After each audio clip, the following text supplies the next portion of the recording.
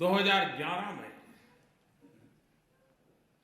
Japan में बड़ी प्राकृतिक आपदा आई। आपके यहाँ भूकंप आया, सुनामी आई। उसी समय आपके यहाँ फुकुशिमा की दुर्घटना हुई। 2011 के वो दिन याद करें। बिजली में कटौती, पानी भी 4 बॉटल जरूरत है तो 1 बॉटल से चलाना, दही लाना है तो नहीं भाई मत लाओ, कम लाओ। और सिर्फ वहां नहीं जहां पर आपत्ति आई थी, पूरे जापान में सरकार ने इच्छा व्यक्त की सरकारी दफ्तरों के लिए, लेकिन इस देश की जनता ने इसे अपनी जिम्मेवारी माना और हर कोई कोट पैंट टाई बंद करो तो बंद किया, एसी बंद करो बंद किया, पानी जरूरत से ज्यादा मत लो नहीं लिया, कम चीजों से घर खाने में चला तो 3 सब्जी बनाते हो 1 सब्जी चलता है। ये आप लोगों ने किया, जापान के लोगों ने किया।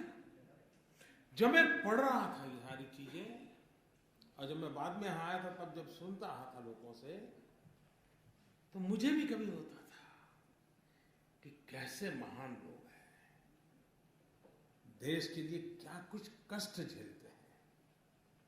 लेकिन कभी कभी मौका मन में आता था कि क्या हमारे देश में भी ऐसा हो सकता है, क्या ये संभव है क्या? लेकिन आज मैं बड़े विश्वास से कह सकता हूं कि हिंदुस्तान का सामान्य मानवी भी अगर उसे अवसर मिले, मौका मिले, जिम्मेवारी की बात आ जाए, जैसा आपने करके दिखाया, वह भी पीछे रहने वालों में से नहीं है। ये मैं अनुभव से कहता हूं।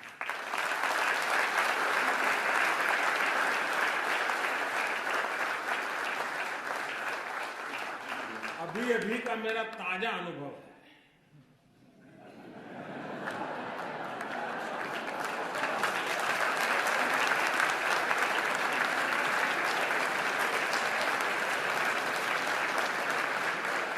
कौन से वाला?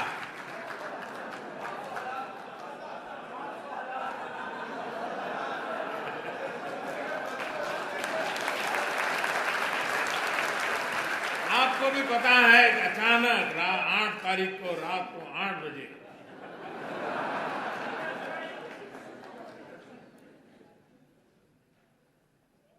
$500 और 1000 की नोट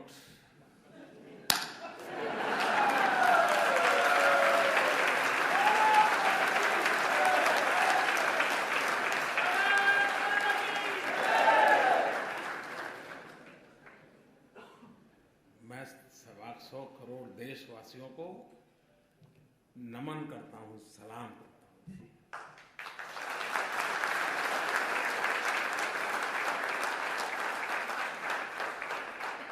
घर में शादी है, वैसे नहीं है। मां बीमार है, 1000 की नोटों का थप्पा है, लेकिन मुश्किल है।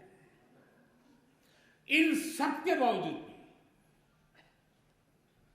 तकलीफ है, ये पता है, खुद को है पता है, अड़ोस पड़ोस को है पता है, उसके बावजूद भी लोग मुंह में उंगली डाल डाल करके पूछवाते थे, मोदी को कुछ बोलो,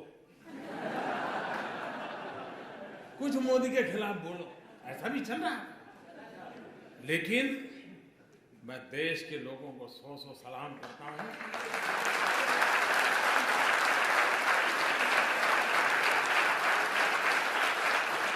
कोई 4 घंटे लाइन में खड़ा रहा, कोई 6 घंटे खड़ा रहा,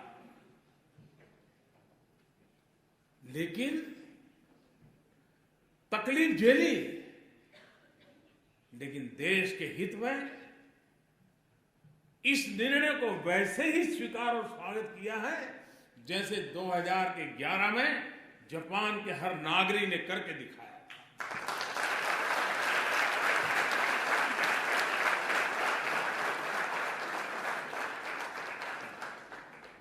कुछ स्थान पर तो लोग 5-5 घंटे खड़े थे और अचानक एटीएम काम करना बंद कर दिया, तो भी चलो कल ठीक हो जाएगा। ये अपने आप में देश के उज्जवल भविष्य की निशानी है, उज्जवल भविष्य की निशानी है।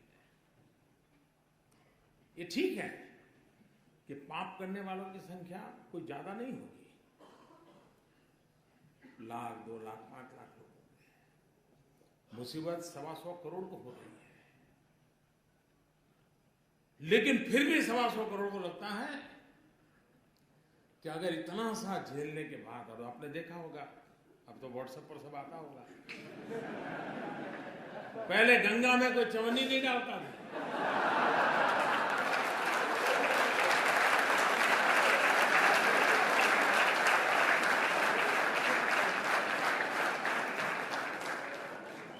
नौटे बह रही है गंगा।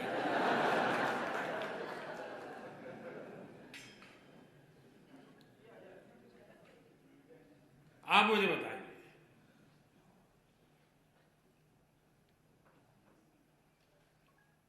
चोरी का माल निकलना चाहिए नहीं निकलना चाहिए? सामान्य मानवी को शिकायत ये होती है कि आप एक को फायदा हो दूसरे को नुकसान हो, तो उसको लगता है भाई कानून सबके 500 की नोट गई, सबकी 1000 की नोट गई, मोदी की भी 1000 की नोट अब बाजार में चलने वाली नहीं है, तो लोग कहते भाई ये बढ़िया है। ऐसा होना चाहिए, हर एक के लिए समान उसका असर है।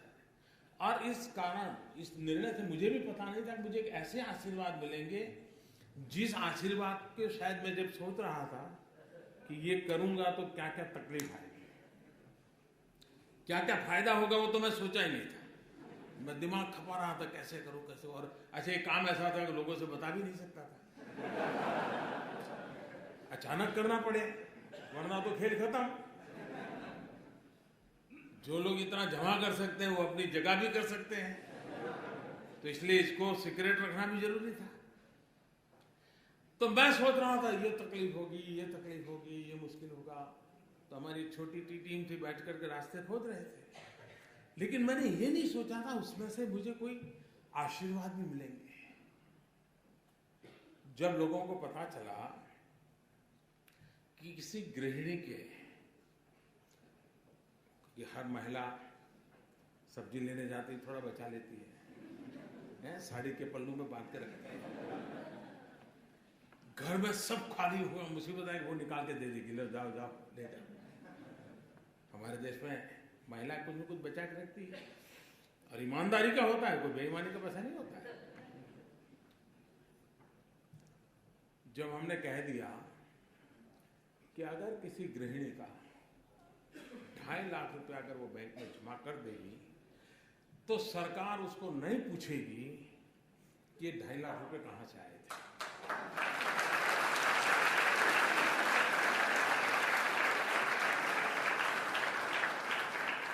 उसका परिणाम क्या हुआ मालूम है? कई बेटे और बहुएं भी जो वृद्धाश्रम में मां को रख के आए थे, उन्होंने 2.5 लाख रुपए जमा करा दिया मां के खाते में।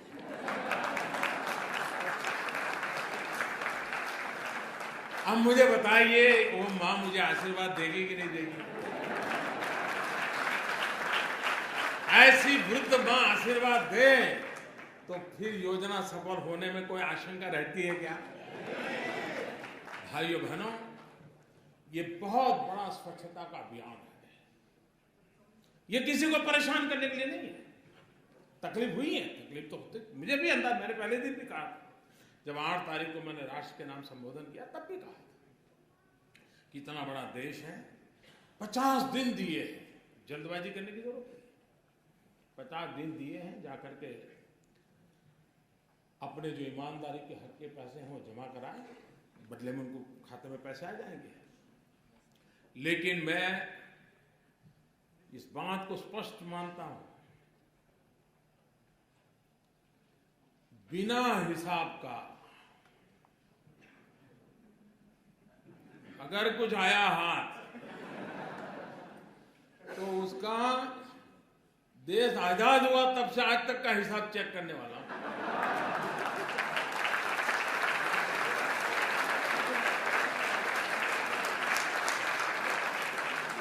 जितने लोगों को नए लाना पड़ेगा ला करके भी इस काम में लगाऊंगा।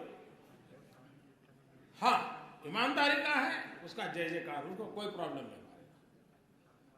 लेकिन इस प्रकार से किसी ने जमा किया और वो सोचता होगा कि आज बैंक में रख दूंगा फिर देख लूंगा, कोई बचने वाला नहीं है। और जो लोग मुझे जानते हैं वो कुछ समझदार भी है, तो उनको लगता है यार बैंक में जाने के बजाय गंगा जी में जाना अच्छा है।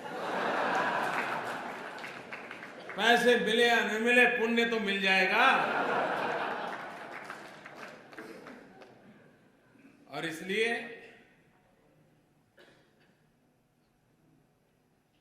देश को मैं फिर एक बार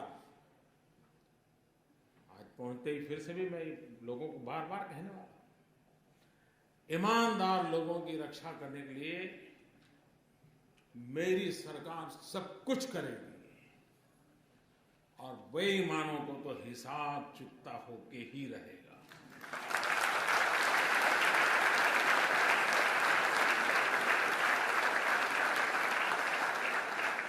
अच्छा, ऐसा नहीं कि हमने रातों रात किया है।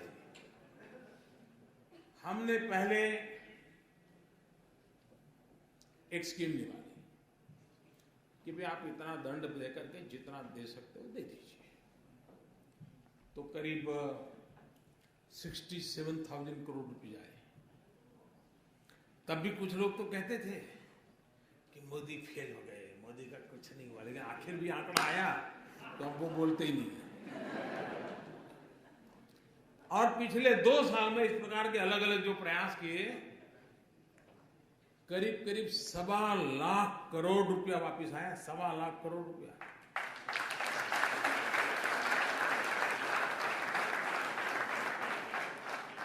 तो मौका दिया था, ऐसा नहीं कि नहीं दिया था, लेकिन फिर भी अगर आपको लगता है कि वैसे ही है पहले जैसे थे, तो फिर गलती मेरी नहीं है।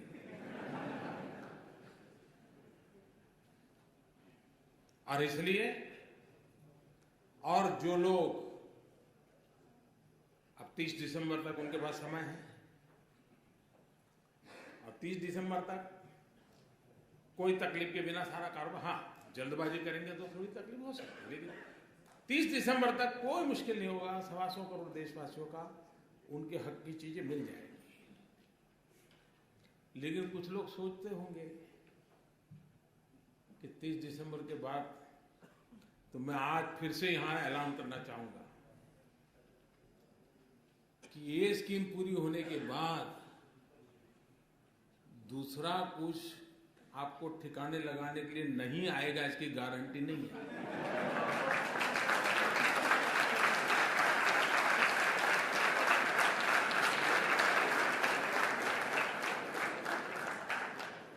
अब दुनिया इतनी बदल चुकी है, हमने मुख्य धारा में, आप ठीक है पहले कर लिया भाई, मैंने मौका दिया है, आ जाइए। नहीं आना है तो आप जानो, आपका नसीब जाने, और आपका नसीब नहीं आपके बेटों का नसीब की चिंता करो।